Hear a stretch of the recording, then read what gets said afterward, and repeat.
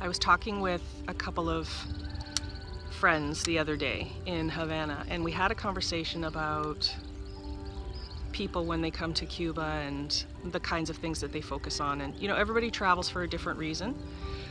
If you're just going for a beach getaway because you need to get out of the office for a week and you need to decompress, I totally get that.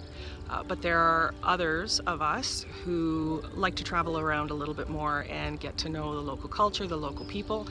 And one of the things that makes me a little bit crazy is whenever I hear someone say, I love Cuba, the people are so beautiful and high-spirited, and they're so poor, and even though they have nothing, they're happy and they're content the way that they are. And that is such a general statement, and general sweeping statements generally make me nuts because there is nothing simple about this place or these people, not even close. And there's a reason why when people do get off the resorts and they're traveling around from city to city, especially if you're getting to know the people, that they come back over and over and over again. And it's almost like they're learning something new every single time that they come. I can't think of another island in the Caribbean that's more culturally diverse, culturally complicated, and metamorphic. I mean, it's literally changing every single day. So while all of the islands each have their own history that is interesting, Cuba is different in that it's making history every single day. Things are always changing here, whether it's politics, whether it's access to the internet, whether it's the food situation, whether it's the blockade itself, the rules for American travelers. I mean, it's crazy.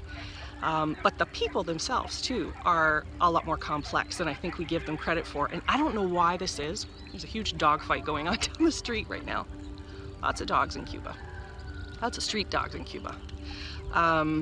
When we make this statement, the people are so nice, I think sometimes we almost have a need when we go on vacation, because we're spending money and we're spending time, for things to be good and for things to be nice. And even though people come to Cuba and they know that that the locals have some horrible stuff that they kind of live with on a day-to-day basis, most of them, they still need to walk away having good experiences. If you're willing to be disappointed and you're willing to kind of get out there and experience everything that you can, then your takeaway is going to be so much more enriched.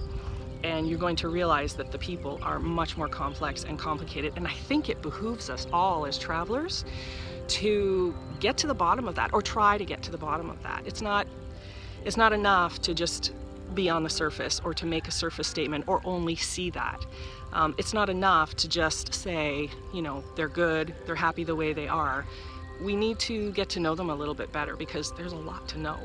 And if you do take that time and you talk to them and you're willing to get frustrated and unhappy and confused and but also happy, and they make you laugh and they break your heart, and there's just all kinds of stuff wrapped up in them. And let's not leave it on the surface. Let's go a little bit deeper, get to know them, and when you leave this place, you're going to walk away with something different than just it's a nice place and the people are happy the way they are. You're going to walk away with something so much better than that. And you're going to want to come back over and over and over again. I just wanted to share those thoughts with you because that's been on my mind the last couple of days. I could talk. I could literally talk forever.